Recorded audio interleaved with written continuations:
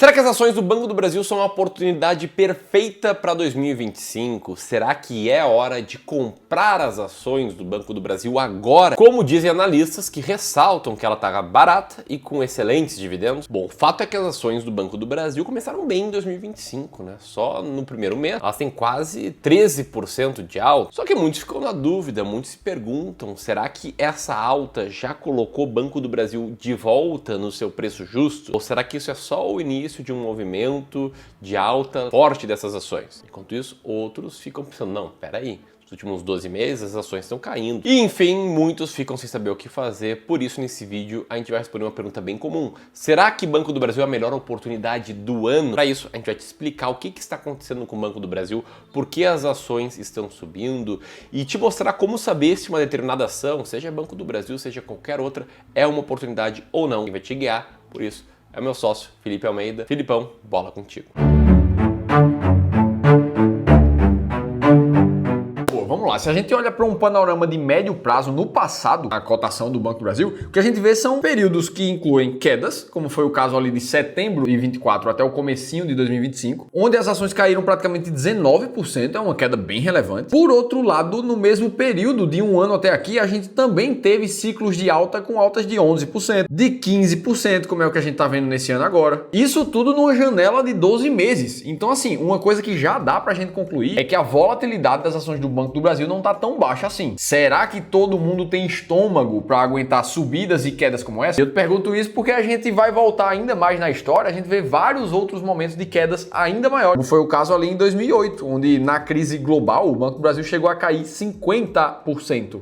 Outros momentos, se a gente vai ali para 2014 até 2016, onde o Brasil viveu uma crise fiscal muito grande, com taxas de juros que chegaram a bater 14% e com um déficit nas contas públicas que chegaram a 111 bilhões em 2015, naquela época a queda foi de 56% na cotação do banco também. Aí corta para 2020, queda de 48% nas ações. E aí eu te pergunto, será que olhando para isso, pode uma queda nova de 50%, 55% vir a acontecer esse ano, daqui a um ano? E a resposta é claro que sim. Isso aqui é inerente da classe de investimento em ações. E é claro que não é porque pode acontecer que vai acontecer. Ficar tentando prever o futuro não leva o investidor a coisa nenhuma. O que eu quero que você entenda é que coisas assim já aconteceram no passado. E que, mesmo com toda essa volatilidade, se a gente pega as ações do Banco do Brasil lá de 2008, depois da queda dela, até mais ou menos os dias atuais, a gente vê uma valorização de 1000% quando a gente já considera os dividendos na conta. Será então que essa alta forte significa que esse é o momento perfeito para comprar Banco do Brasil? Será que daqui a outros 16 anos as ações do banco também vão ter valorizado cerca de 1000%? E essa também não pode ser uma conclusão tão simples. Não dá para investir no banco por causa do resultado passado. Até porque essa alta atual que a gente está vendo no Banco do Brasil tem alguns contextos que a gente precisa considerar de forma individual. E daqui para o fim do vídeo eu vou te mostrar como saber se o Banco do Brasil é uma oportunidade maravilhosa para o ano. Até porque eu sei que essa é a dúvida de muita gente. Inclusive foi a mesma dúvida desse investidor aqui, dessa carteira com patrimônio de mais de 3 milhões e 700 mil reais, sendo que 55% de todo o patrimônio estava nas ações do Banco do Brasil. E isso acontecia porque antes dele passar por uma consultoria gratuita com um dos nossos especialistas aqui do Clube do Valor, ele achava que a melhor forma de multiplicar o patrimônio dele era concentrar uma quantidade enorme de capital em uma ou duas empresas. Só que o ponto é que para escolher essas empresas, ele partia de manchetes assim, ó. Por que 5 corretoras recomendaram a compra das ações do Banco do Brasil? Ou ações do Banco do Brasil sobem nessa quarta, é hora de comprar. Só que depois de conversar uma hora com um dos nossos especialistas e receber um plano de ação individual, considerando o contexto desse investidor aqui, ele percebeu que tinha formas de rentabilizar muito mais o capital dele com um pouco mais de diversificação e estratégia correta para escolher os ativos certos e a hora certa de comprar e de vender uma ação. O legal é que isso acontece com todos os investidores que passam por uma consultoria gratuita conosco. Na média, todos eles saem mais seguros de como é que eles precisam investir para alcançar a liberdade financeira mais rápido. Quem está te dizendo isso não sou eu. São as próprias pessoas que passam por essa experiência, trazendo feedbacks como esses que estão rolando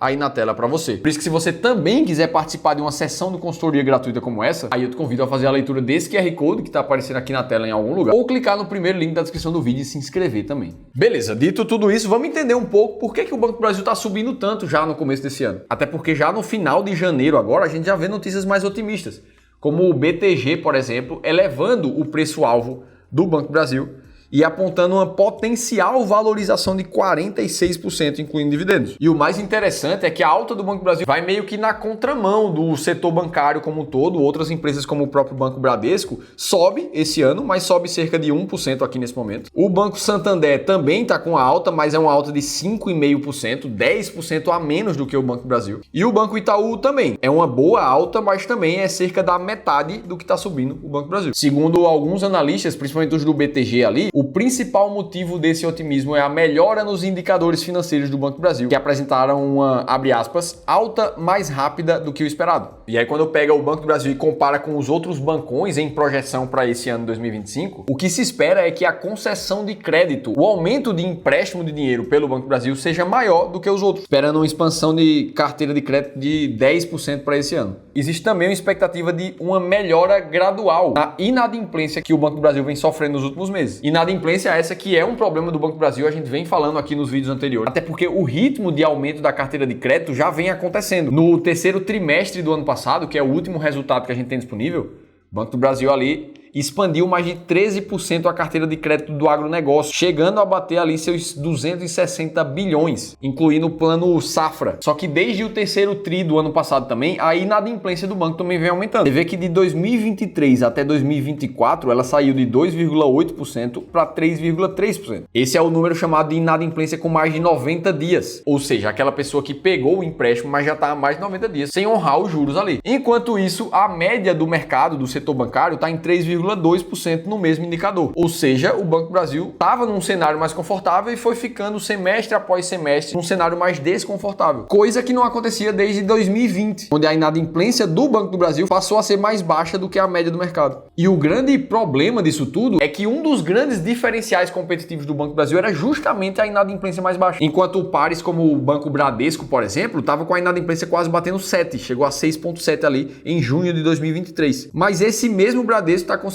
reduzir mês após mês esse número. E aí quando a gente vai olhar para o impacto financeiro no balanço do Banco do Brasil dessa alta de inadimplência, os custos com crédito, ou seja, a provisão que o banco precisa fazer para devedores duvidosos, caso eles não paguem o que devem, o banco precisa ter uma reserva para cobrir esses devedores. Esse custo já aumentou em 34%, saindo de 3 bilhões para casa de 4,2 bilhões de reais. Resumo da ópera, o impacto da inadimplência em termos financeiros é de praticamente 1 bilhão de reais no balanço do banco. E aí fica a pergunta, poxa, vai melhorar? Será que as ações do banco vão continuar se valorizando? Será que é a oportunidade do ano? É isso que a gente vai responder agora, mas não sem antes de fazer um disclaimer muito importante. Aqui nesse canal e no Clube do Valor como um todo, a gente não vai utilizar nunca nenhuma projeção de futuro para tomar uma decisão de investimentos baseado no presente. Muito menos pensar o que é que vai acontecer com o governo, com a economia mundial, com o próximo presidente da China, dos Estados Unidos. E a gente não faz isso por um motivo extremamente simples. Projeções feitas por nós, seres humanos, não funcionam. O ser humano é ruim demais em tentar acertar o futuro e eu tenho como te provar isso. Até porque o próprio mercado financeiro errou 95% das previsões sobre a economia e bolsa desde 2021. Assim, praticamente nada foi certo. O próprio Boletim Focus, que é a principal ferramenta do Banco Central para fazer projeções de IPCA, inflação, para fazer projeções de câmbio, de Selic, errou também as suas projeções em 16 dos últimos 21 anos. Sabendo disso aqui, a única forma inteligente que você tem de aumentar a sua chance de ter sucesso no mercado financeiro é se basear em dados reais, factíveis, que você já tem no presente. E aí você une esses dados a estratégias que já funcionam há décadas. Vou te mostrar o exemplo da estratégia máquina de dividendos, por exemplo, que se preocupa em olhar critérios muito claros e objetivos, como por exemplo a liquidez das ações, o lucro das empresas que precisa ser positivo nos últimos trimestres, lucro esse que também precisa ser crescente nos últimos 3 anos, os limites de payout precisam ser muito saudáveis para a empresa, além de que a empresa não pode ser volátil demais, ter um risco muito grande, e é claro, a empresa precisa ter um dividendo médio muito alto pago nos últimos 36 meses.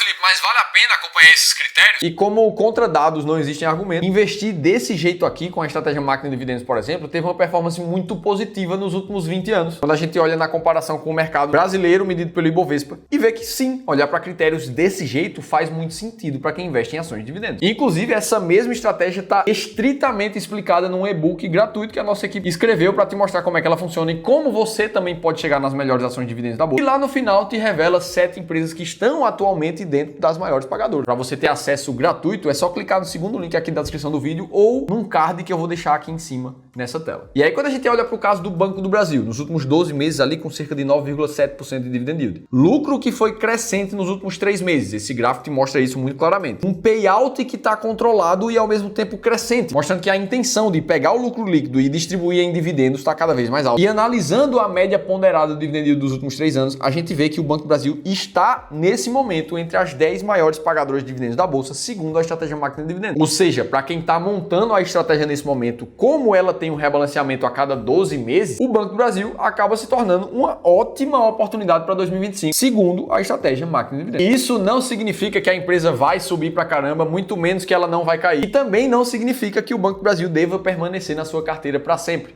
Uma vez que esses critérios não sejam mais satisfeitos para o Banco do Brasil ou qualquer outra empresa, o que vai acontecer é que ela vai simplesmente ser vendida da estratégia sem apego nenhum. Esse é o poder de uma estratégia clara. Ela te mostra exatamente a hora de comprar e de vender um ativo. Beleza? Agora se você quiser saber se o IPCA mais 9,69 é a melhor oportunidade na renda fixa para esse ano, aí você precisa assistir esse outro vídeo aqui que a gente contou tudo isso em detalhes. Eu vou estar te esperando por lá.